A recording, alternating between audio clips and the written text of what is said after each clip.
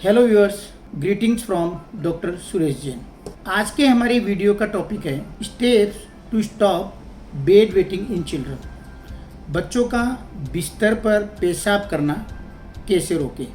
छोटे बच्चों का नींद में पेशाब करना, सूसू कर देना एक आम बात है, लेकिन अगर 5 साल की उम्र के बाद भी बच्चा अगर ऐसा करता है, अगर वो पेशाब को कंट्रोल नहीं कर पाता है, तो पेरेंट्स का चिंताजनक होना, परेशान होना लाजमी है। बच्चों द्वारा बिस्तर गीला करना, जिसे हम इंग्लिश में बेड वेटिंग कहते हैं, मेडिकल भाषा में हम लोग उसको एन्यूरोसिस कहते हैं। इसका मतलब है कि जिस बच्चे की 5 वर्ष तक पेशाब को कंट्रोल करने की कैपेसिटी आ जानी चाहिए थी, अगर वो नहीं आती है और बच्चा इनवॉल्यूंटरली या बिना जाने ही पेशाब कर देता है।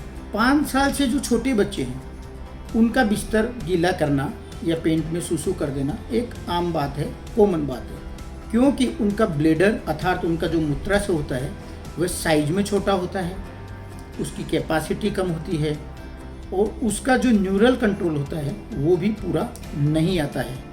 और छोटे बच्चों की, जैसा हम जानते हैं कि उनकी डाइट भी मेनली लिक्विड ही होती है। जैसे जैसे बच्चा बड़ा होता जाता है उसकी डाइट सॉलिड होने लगती है, ब्लेडर की साइज बढ़ने लगती है, ब्लेडर की कैपेसिटी बढ़ने लगती है और ब्लेडर को कंट्रोल करने के लिए जो न्यूरल मैच्योरिटी की ज़रूरत है वह भी आना शुरू हो जाती है। 14 साल तक के बच्चों की ब्लेडर की कैपेसिटी अगर हम हिसाब करें तो ये उसकी जो उम्र है वर्ष में, उसमें अगर हम +2 कर दें और उसको आउंस इतना मान ले तो ये उसकी कैपेसिटी है। जैसे अगर 6 साल का बच्चा है तो 6 + 2 8 हुआ, इसका मतलब 8 आउंस उसकी ब्लेडर की कैपेसिटी होनी चाहिए। अडल्ट्स के अंदर में bladder capacity normally 12 to 16 ounce होती है। वैसे 2 से 4 साल का बच्चा टॉयलेट ट्रेनिंग के लिए तैयार हो जाता है। साधारणतः हम देखते हैं कि बावल का कंट्रोल ब्लेडर के कंट्रोल से पहले आता है और ये ब्लेडर कंट्रोल जो है ये लड़कियों में लड़कों से पहले आता है। आमतौर पर 5 साल तक बच्चे का ब्लेडर कंट्रोल होने लगता है। हालांकि यह कोई फिक्स रूल नहीं है, कई बच्चों को देखा है कि छोटी उम्र में ही उनका ब्लेडर कंट्रोल आ जाता है और किसी किसी को थोड़ा समय ज़्यादा भी लग सकता है। लेकिन अगर 5 साल तक ब्लेडर कंट्रोल नहीं आए तो हम उसको एन्यूरोसिस कहते हैं। 5 वर्ष का जब बच्चा होता है तो देखते हैं कि दिन के अंदर में 95% बच्चों का और रात में 80 to 85% बच्चों का ब्लेडर कंट्रोल आ जाता है। यानी 5 साल तक 10 से 15% बच्चों का बेड वेटिंग की समस्या रात के समय रह जाती है। जब बच्चा 10 साल का हो जाता है तो ये इंसिडेंस 5% हो जाता है और 18 साल का होते होते इसके इंसिडेंसेस 0.5 to 1% ही रह जाते हैं। इनमें 75% बच्चे ऐसे होते हैं जो सिर्फ बिस्तर रात को गीला करते हैं, लेकिन दिन में इनके ये कंट्रोल आ जाता है और जो सिर्फ रात को बिस्तर गीला करते हैं उनको हम नॉक्टर्नल एन्यूरोसिस कहते हैं। लेकिन 25% बच्चे ऐसे हैं जिनमें दिन में और रात में दोनों समय ये समस्या हो सकती है, जिसे हम डायurnal एन्यूरोसिस कहते हैं। अगर बच्चे के माता पिता में से किसी एक के भी अगर बचपन में ये समस्या रही है तो इसके इंसिडेंसेस इन बच्चों में ज़्यादा होते हैं। कभी कभार अगर कोई बच्चा बिस्तर पर पेशाब कर दे तो हम इसको एक्सीडेंट मान सकते हैं, इसको हम एन्यूरोसिस की संज्ञा नहीं देते हैं। एन्यूरोसिस की संज्ञा देने के लिए अगर कोई बच्चा हर सप्ताह कम से कम 2 बार 3 महीने तक ऐसा करे तो ही उसको बीमारी हम मानते हैं। इन बच्चों में से 75 to 90% बच्चे तो ऐसे होते हैं जिन्होंने शुरू से लेकर के और अभी तक कभी भी ब्लेडर कंट्रोल को अचीव नहीं किया। इसको हम प्राइमरी एन्यूरोसिस की संज्ञा देते हैं। और कई बच्चे ऐसे होते हैं जिनका 6 महीने तक ब्लेडर कंट्रोल हो गया लेकिन वापस फिर से इनके ये प्रॉब्लम शुरू हो गई, जिसको हम सेकेंडरी एन्यूरोसिस कहते हैं। कई बच्चों में देखते हैं कि सिर्फ बेड वेटिंग ही अकेली एक समस्या रहती है, उसके साथ में कोई सिम्टम्स नहीं रहते, हम उसको मोनोसिम्टोमेटिक कह देते हैं। और जिसके अन्य सिम्टम्स जैसे अर्जेंसी, फ्रीक्वेंसी, हेजिटेंसी, इस टाइप के अगर साथ में सिम्टम्स रहते हैं तो हम उसको पॉलीसिम्टोमेटिक एन्यूरोसिस कहते हैं। ये जितने भी बच्चे एन्यूरोसिस वाले हैं, इनमें से देखते हैं कि प्रति वर्ष 12 to 15% बच्चों के ये समस्या अपने आप बिना किसी इलाज के ठीक होती रहती है। और इसके मेनली दो कारण हैं, एक तो ब्लैडर की कैपेसिटी बढ़ती रहती है और एक नर्वस सिस्टम बच्चे का या हार्मोनल सिस्टम भी साथ में मैच्योर होता रहता है। एन्यूरोसिस जो होती है या बेड वेटिंग जो होती है, इसके कई कारण हैं। इनमें जो मुख्य कारण है वो है developmental delay in maturation of nervous system. छोटे बच्चों का जो नर्वस सिस्टम होता है वह पूर्ण रूप से मैच्योर नहीं होता, इसलिए ब्लैडर फुल होने पर भी ब्रेन को ये सिग्नल नहीं पहुंच पाता कि ब्लैडर फुल हुआ है और बच्चा रिस्पॉन्ड नहीं करता और बच्चा बिस्तर में ही पेशाब कर देता है। एंटी डायूरेटिक हार्मोन जो होता है उसकी भी मात्रा छोटी उम्र में पर्याप्त नहीं होने के कारण बच्चे के पेशाब की मात्रा ज़्यादा बनती है। कई छोटे बच्चों में ब्लैडर की साइज छोटी होती है, कैपेसिटी छोटी होती है, यह भी अपने आप में एक कारण है। कई बच्चों को देखा है कि उनका ब्लैडर थोड़ा सा ओवर एक्टिव रहता है, सेंसिटिव रहता है, इसलिए थोड़ा सा उसमें जब पेशाब जमा होता है तो वो कॉन्ट्रैक्ट करने लगता है और बच्चा सूसू कर देता है। कई बच्चों को देखा है कि उनका ब्रेन फुल ब्लैडर को रेस्पॉन्ड नहीं करता है, मतलब बच्चे का ब्लैडर तो फुल हो जाता है लेकिन ब्रेन रेस्पॉन्ड नहीं करता है, इसलिए बच्चा सोया हुआ ही रह जाता है, वह जगता नहीं है और बिस्तर पर ही पेशाब कर देता है। कई बच्चे सपने देखते हुए ऐसा करते हैं। और जिन बच्चों में थोड़ा सा मेंटल रिटार्डेशन रहता है या मेंटल मैच्योरिटी, मेंटल डेवलपमेंट धीरे धीरे होता है, उनमें ये समस्या थोड़ी सी ज़्यादा देखी गई है। ये जो मैंने अभी कारण बताए, ये नॉर्मली कारण प्राइमरी एन्यूरोसिस की है।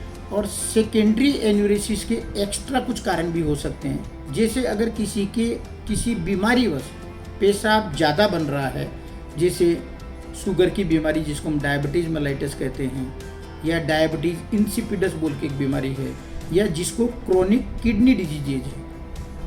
यूरिनरी ट्रैक्ट इन्फेक्शन जब होता है तब पेशाब में जलन वगैरह भी होती है और ये समस्या साथ में आ सकती है। जिन बच्चों के क्रोनिक कॉन्स्टिपेशन रहता है उनमें ये समस्या आ सकती है। यूरिनरी ट्रैक्ट, नर्वस सिस्टम या स्पाइन, इनमें अगर कोई तरह की स्ट्रक्चरल एनाटॉमिकल प्रॉब्लम हो तो भी ये समस्या का कारण बन सकता है। नींद संबंधी कई बीमारियां ऐसी है जिनमें इसके इंसिडेंसेस बढ़ जाते हैं। इसकी डायग्नोसिस करने के लिए बच्चे की सिर्फ हिस्ट्री और उसका क्लिनिकल एग्जामिनेशन, कुछ प्रीलिमिनरी इन्वेस्टिगेशंस, बेसिक इन्वेस्टिगेशंस की ज़रूरत होती है।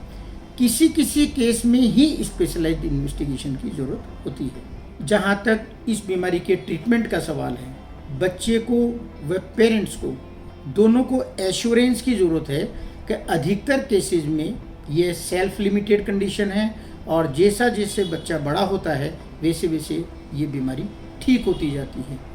6 साल के नीचे के बच्चों में कोई एक्टिव ट्रीटमेंट की ज़रूरत नहीं होती। इसको ठीक करने के लिए मुख्य रूप से 2 तरह के ट्रीटमेंट अप्लाई किए जाते हैं। एक नॉन फार्माकोलॉजिकल जिसमें कोई मेडिसिन की ज़रूरत नहीं है, और एक फार्माकोलॉजिकल जिसमें मेडिसिन का उपयोग किया जाता है। छोटे बच्चे जिनमें ये अनकम्प्लिकेटेड हैं उनमें नॉन मेडिकल ट्रीटमेंट, घरेलू ट्रीटमेंट ही ज़्यादा प्रीफर किया जाता है और ज़्यादा सूटेबल भी है, जिसके लिए थोड़ी सी लाइफ स्टाइल मॉडिफिकेशन की ज़रूरत है। बच्चे को इस विषय में जानकारी देना बहुत ही आवश्यक है, क्योंकि बच्चे का पार्टिसिपेशन, बच्चे को कॉन्फिडेंस में लेना इस ट्रीटमेंट के सक्सेसफुल होने के लिए बहुत ज़रूरी है। बच्चे को हमेशा हमको ये समझाना है कि कोई बहुत ज़्यादा ये चिंता वाली समस्या नहीं है, कुछ समय में ठीक हो जाएगी। इस प्रकार अगर हम बच्चे को समझाएं तो उसका मानसिक जो तनाव है वह कम हो जाता है और इस समस्या को शीघ्र हल करने में सहायता मिलती है। बहुत बच्चों को देखा है कि बच्चे इस बीमारी के चलते अपराध बोध का शिकार हो जाते हैं, उनका सेल्फ कॉन्फिडेंस डाउन हो जाता है, वो लो फील करने लगते हैं, अपने आप को गिल्टी महसूस करने लग जाते हैं, उनका बाहर आना जाना बंद हो जाता है, पीयर एक्टिविटी में मतलब साथी लोगों के साथ में खेलना कूदना उनका कम होने लग जाता है, वो अपने आप को औरों से दूर रखने लग जाते हैं। ऐसे में उन्हें बहुत मेंटल सपोर्ट की ज़रूरत होती है। इस समस्या के लिए नेगेटिव अप्रोच, बच्चे को डराना धमकाना, बच्चे को बुरा भला करना बिल्कुल भी ठीक नहीं है। पेरेंट्स को ये समझना है कि इस समस्या का हल गुस्से से नहीं हो सकता है, प्यार से इसको हैंडल करना है। समझना है कि बच्चा ये प्रॉब्लम जानबूझकर नहीं कर रहा है। इस समस्या को बच्चे के सामने कभी भी उसके रिलेटिव्स या फ्रेंड्स के साथ में डिस्कस नहीं करना चाहिए। यदि बच्चा समझदार है तो इस बात को लेकर वो पहले से ही शर्मिंदा है, पहले से ही परेशान है। ऐसे में अगर उस पर चिल्लाना, उसको डांटना, उसको पनिश करना ये बिल्कुल भी अच्छा नहीं है। इसके आपको विपरीत अपोजिट परिणाम मिल सकते हैं। बच्चे को आपके सपोर्ट की ज़रूरत है।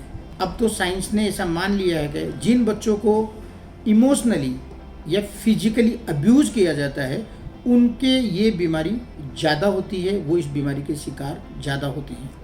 बच्चे को टेंशन फ्री माहौल दे, अगर वो बिस्तर गीला कर भी दे तो उसे डांटे नहीं। बच्चे को पर्याप्त मात्रा में पानी पिलाना है, अन्य तरल पदार्थ भी देना है। ये एक मिसकंसेप्शन है कि उसका पानी कम कर देना चाहिए, नहीं, बल्कि आप क्या करेंगे कि आप दिन के फर्स्ट हाफ में उसको सफिशिएंट मात्रा में पानी पिलाएं। इवनिंग पार्ट के अंदर में पानी की मात्रा को थोड़ा रेस्ट्रिक्ट करना है। सबसे अच्छा यही है कि मॉर्निंग में उसको उसकी जितनी भी लिक्विड रिक्वायरमेंट है उसका 40% पूरा करें, आफ्टरनून में 40% पूरा करें और इवनिंग पार्ट में उसको इसका 20% ही दें। जहाँ तक हो सके शाम को 6 बजे के बाद में maximum 2 ounce liquid is only allowed. Caffeine व एक्स्ट्रा शुगर वाली जितनी भी चीज़ें हैं जैसे कोला, चाय, कॉफ़ी, चॉकलेट्स, ये जहाँ तक हो सके दिन में भी ये चीज़ें अच्छी नहीं है, नहीं देनी चाहिए। शाम को 5 बजे के बाद में तो बिल्कुल भी नहीं देनी चाहिए, क्योंकि ये सारी की सारी चीज़ें ब्लैडर को स्टिमुलेट करती है। कोशिश हमारी ऐसी होनी चाहिए कि बच्चे को जिस समय दिन में पेशाब लगे तो उसको बोला जाए कि वो थोड़ी देर उसको होल्ड करने की कोशिश करे। इससे क्या होता है कि ब्लैडर की मसल्स जो है वह स्ट्रॉन्ग होती है और ब्लैडर की कैपेसिटी भी बढ़ती है। ध्यान रहे, बच्चा जब रात को सोने जाए तब वह ज़रूर पेशाब करके ही जाए। सोने के 2 घंटे बाद में उसको एक बार फिर जगाया जाए और उसको पेशाब करवा लिया जाए। पूरी रात में बच्चे को 2 से 3 बार जगा करके पेशाब करवाना चाहिए। घर में जो सबसे बाद में सोता है वो बच्चे को फिर एक बार पेशाब करवा सकता है। घर में जो सबसे जल्दी उठता है सुबह वो एक बार बच्चे को पेशाब करवा सकता है। कुछ ही दिनों में ऐसा करने से बच्चे की ऐसी कंडीशनिंग हो जाती है कि वो अपने आप पेशाब करने के लिए जागने लग जाता है, उठने लग जाता है। रात को कमरे में हमेशा हल्की रोशनी रखिए जिससे बच्चा डरे नहीं और वो आसानी से बाथरूम तक चला जाए। अगर बच्चे को किसी भी कारण से डर लगे तो आप उसको बोल करके रखें कि जब भी उसको पेशाब लगे तो वो बड़ों को उठा ले और बच्चे उसको साथ में लेकर के चले जाएं बाथरूम तक। हमेशा बच्चे को बिस्तर पर पेशाब नहीं करने के लिए प्रोत्साहित करिए, एनकरेज करिए। यदि वो बिस्तर गीला नहीं करे तो उसको इस उपलब्धि के लिए आप उसको रिवार्ड दें, इनाम दें। इससे उस बच्चे का मनोबल बढ़ता है। जिस रात बच्चा पेशाब नहीं करता है आप उसकी प्रशंसा करिए कि उसने ऐसा करके दिखाया और कोई ना कोई छोटा मोटा उपहार आप उसको ज़रूर दे दीजिए जो इस समस्या को हल करने में सहायक होगा। हर महीने का आप एक कैलेंडर बना करके रख सकते हैं। जब भी वो बच्चा, जिस रात बच्चा पेशाब नहीं करे, ड्राई रहे, आप उस बच्चे को उसके हाथ से उस डेट के ऊपर में एक स्टार मार्क स्टिकर या स्केच पेन से बना करके दें और हर वीकली उसका आप हिसाब करें। जैसे जैसे बच्चे का इम्प्रूवमेंट होता जाता है वैसे वैसे आप बच्चे को रिवार्ड करें, प्रोत्साहन दें। आजकल मार्केट में बेड वेटिंग ऑडिटरी मतलब बजने वाले और वाइब्रेशन वाले अलार्म डिवाइसेस भी मिलते हैं। उनमें एक सेंसर लगा रहता है। वो सेंसरी जो प्रोब है उसकी, वो बच्चे के अंडरवियर में रात को सोने के समय लगाई जा सकती है। जैसे ही बच्चा पेशाब करना शुरू करता है, पहली बूंद के साथ ही वह अलार्म बज उठता है और बच्चा नींद से जाग जाता है और जाकर के वो अपना बाथरूम में पेशाब कर सकता है। इस तरह के अलार्म को अगर आप यूज़ करते हैं तो कम से कम बच्चा 14 डेज रेगुलर ड्राई रहे, उसके बाद में ही आपको ये आप सोच सकते हैं कि आप उस अलार्म सिस्टम को लगाना अब बंद करें। शुरू के अंदर में थोड़ा समय लगता है इसमें रिजल्ट पाने के लिए, उतना पेशेंस रखने की ज़रूरत है। जो भी अन्य बीमारियां साथ में हैं, जैसे यूरिनरी ट्रैक्ट इन्फेक्शन हुआ, कॉन्स्टिपेशन हुआ, कोई स्लीप एपनिया अगर है, तो उनका इलाज साथ में करना बहुत ही ज़रूरी है। ट्रेडिशनली कुछ खाद्य पदार्थ ऐसे माने जाते हैं जिनका सेवन करने से ब्लैडर को मजबूती करने में, ब्लैडर की कैपेसिटी बढ़ाने में वो सहायक होते हैं, जैसे तिल, गुड़, मुनक्का, अखरोट, दालचीनी, बनाना आदि। अगर ये सारे जो घरेलू उपचार हैं, इनके करने के बाद में भी अगर ये बच्चे की प्रॉब्लम सॉल्व नहीं होती है, तब फिर मेडिसिनल ट्रीटमेंट की ज़रूरत पड़ती है और उसके लिए आपको अपने चाइल्ड स्पेशलिस्ट से कॉन्टेक्ट करना होगा। कॉमनली इस प्रॉब्लम के लिए 3 तरह की दवाइयाँ दी जाती हैं। एक हार्मोनल दवाई होती है जिसको हम लोग डेस्मोप्रेसिन कहते हैं, ये ADH हार्मोन होता है। इस दवाई से पेशाब बनना कम हो जाता है। दूसरी जो दवाई है वो है एंटी कोलिनर्जिक मेडिसिन। कुछ एंटी कोलिनर्जिक मेडिसिन हैं जो हाइपर सेंसिटिव ब्लैडर, इनमें ज़्यादा सहायक है। और एक इमिप्रामिन नाम की दवाई यूज़ की जाती है जो स्लीप पैटर्न को चेंज करती है और यूरिन कम बनाने में भी सहायक होती है। कई बच्चों में देखा जाता है कि एक प्रकार की स्ट्रेटजी काम नहीं करती। इन सभी उपायों को डिफरेंट कॉम्बिनेशंस में भी यूज़ करने की ज़रूरत पड़ सकती है। जैसे जैसे बच्चे बड़े होते हैं, अधिकतर बच्चों में इन उपायों से ये बीमारी ठीक हो जाती है। 99% केसेस के अंदर में इस समस्या से आसानी से निजात पाया जा सकता है। पेरेंट्स की पॉजिटिव अप्रोच और बच्चे को मेंटल सपोर्ट देना, ये बहुत ही इम्पोर्टेंट है। आपको ये वीडियो ज़रूर यूज़फुल रहेगा। आपको अगर अच्छा लगा आप लाइक करिए, अपने फ्रेंड्स रिलेटिव्स के साथ में शेयर करिए। अगर आपकी कोई भी क्वेरी है तो आप कमेंट बॉक्स में कमेंट करिए। अभी तक आपने अगर मेरी चैनल को सब्सक्राइब नहीं किया है तो आप सब्सक्राइब करिए। Thank you very much.